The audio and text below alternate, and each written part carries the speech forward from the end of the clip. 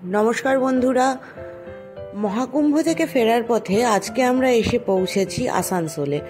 আসানসোলের বিখ্যাত কল্যাণেশ্বরী মন্দিরের উদ্দেশ্যে এখন আমরা এগিয়ে চলেছি। আসানসোল স্টেশন থেকে অটো বা টোটো করে এই মন্দিরে আপনারা এসে পৌঁছাতে পারবেন, অথবা 2 নম্বর জাতীয় সড়কে শোভনপুর স্টপেজে নেমে আপনারা সেখান থেকেও অটো, টোটো, রিক্সা করে এই মন্দিরে আসতে পারবেন। এই মন্দিরটি 500 বছর আগে রাজা বল্লাল সেন, সেন বংশের রাজা, তার দ্বারা নির্মিত হয়েছিল। তার গুরু কাপালিক দেবদাস চট্টোপাধ্যায় এই জঙ্গলে মাকে শ্যামরূপা কালী হিসেবে প্রতিষ্ঠা করেছিলেন এবং এখানটাতে একটা সময় নরবলি দেওয়া হতো। সেই শ্যামরূপা কালী হিসেবেই আজও মা এখানে পূজিতা হন। এই মন্দিরের ব্যাপারে আরেকটি কাহিনীও প্রচলিত রয়েছে। মহারাজ বল্লাল সেনের একমাত্র কন্যার নাম ছিল লক্ষ্মী এবং তার বিবাহ হয় কল্যাণ নামের একজন পার্শ্ববর্তী রাজ্যের রাজার সঙ্গে। সেই বিবাহে যৌতুক হিসেবে মা শ্যামরূপাকে দেওয়া হয়। যখন ঘন জঙ্গলের মধ্য দিয়ে মাকে নিয়ে কল্যাণ নিজের রাজ্যের উদ্দেশ্যে রওনা হয়, তখন নবদম্পতি পথভ্রষ্ট হয় এবং জঙ্গলের মধ্যে এক জায়গায় মাকে স্থাপন করে তারা পথের হদিশ পেতে বিভিন্ন জায়গায় ঘুরে বেড়ায়। পরের দিন সকালে মাকে যখন তারা ওখান থেকে তুলে নেওয়ার চেষ্টা করেন, তখন মায়ের মূর্তি ওখান থেকে নড়ানো যায় না।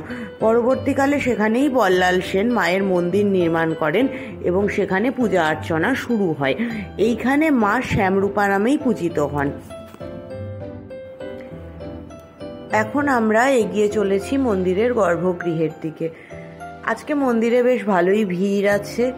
আমরা এখন মন্দিরে যে এসেছি এই সময় মোটামুটি এখন 11টা সাড়ে 11টা বাজে। এই সময় বেশ ভালোই ভিড় আছে।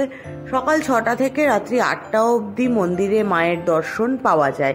মাঝখানে ভোগ আরতির জন্য 1 ঘন্টা মন্দির বন্ধ থাকে। মন্দির প্রাঙ্গণে এটি একটি শিব মন্দির।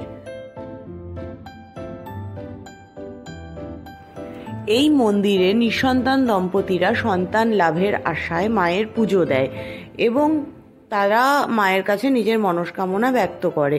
যখন এই শ্রবণপুর এলাকায় প্রচুর জনবসতি তৈরি হয়, তখন মা এখানটাতে এত জনকোলাহলের জন্য বিরক্ত হয়ে একটি পাহাড়ের গর্তে ঢুকে যান এবং সেই গর্তেই আজও মায়ের পুজো হয় এবং কথিত আছে সেই পাহাড়ের গর্ত স্পর্শ করলে পরে মায়ের আশীর্বাদ পাওয়া যায়। এখন আমরা এসে পৌঁছেছি মন্দিরের পেছন দিকটায়। এখানে একটি ছোট নদী প্রবাহিত হচ্ছে এবং এই নদীর পাড়ে মায়ের পায়ের ছাপ রয়েছে। কথিত আছে এখানে মা নববধূ রূপে এক শাঁখারির কাছে শাঁখা পড়েছিলেন এবং সেই সময় মায়ের পদচিহ্ন পাথরে অঙ্কিত হয়।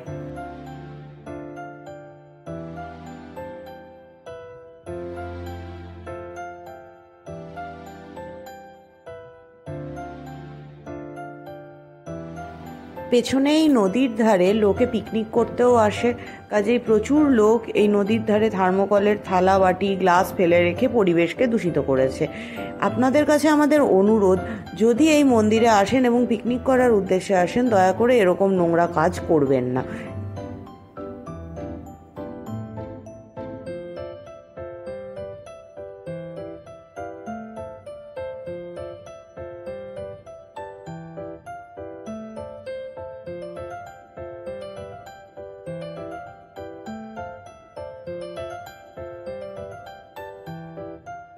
পাশে এখন আমরা এসে পৌঁছেছি রামকৃষ্ণ সারদা মিশনের একটি ছোট মন্দিরে।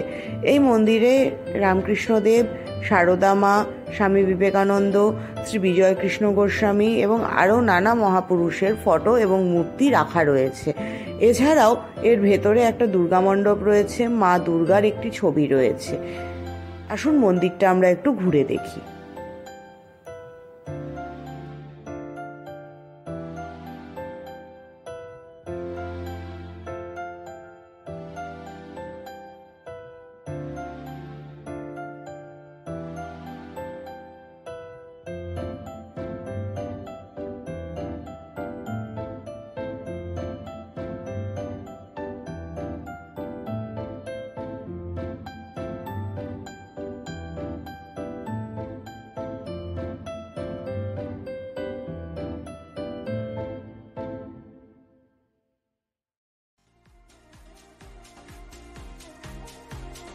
এখন আমরা এগিয়ে চলেছি মাইথন ড্যামের উদ্দেশ্যে। মাইথন ড্যামটি মাইকাথান থেকে এসছে। মা কল্যাণেশ্বরীর নামেই এই ড্যামটি উৎসর্গীকৃত। এই ড্যামটি পশ্চিমবঙ্গ এবং ঝাড়খণ্ডের সীমানায় অবস্থিত। এটি ধানবাদ জেলায় অবস্থিত। কল্যাণেশ্বরী মন্দির থেকে এই ড্যামটির দূরত্ব 5 কিলোমিটার।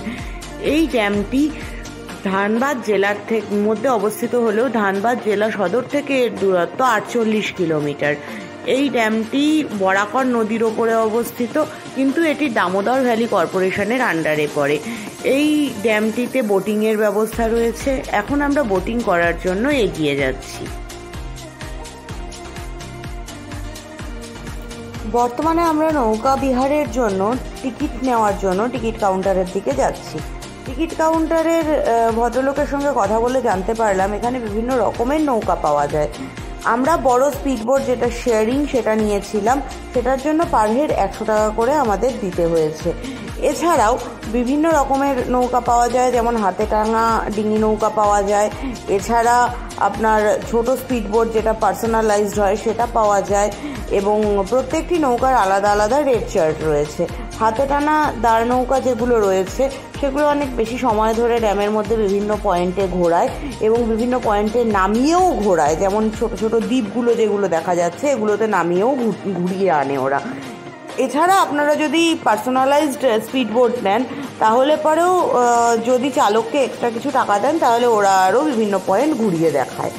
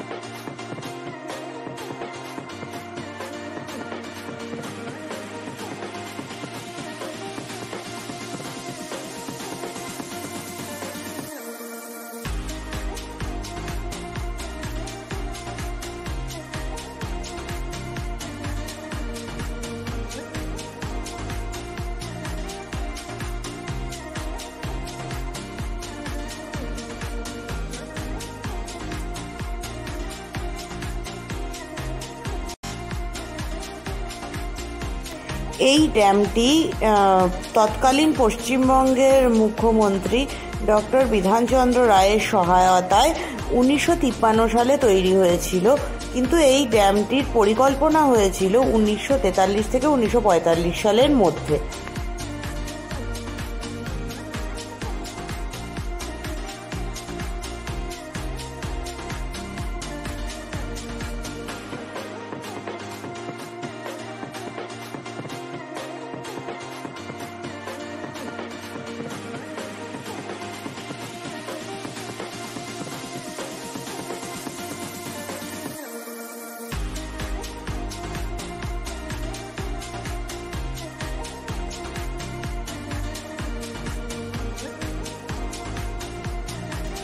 এই সামনে ড্যামের লক গেট দেখা যাচ্ছে। লক গেটের সামনে স্পিডবোট খানিকটা স্লো করে যাতে লক গেটটা আমরা একটু এনজয় করতে পারি।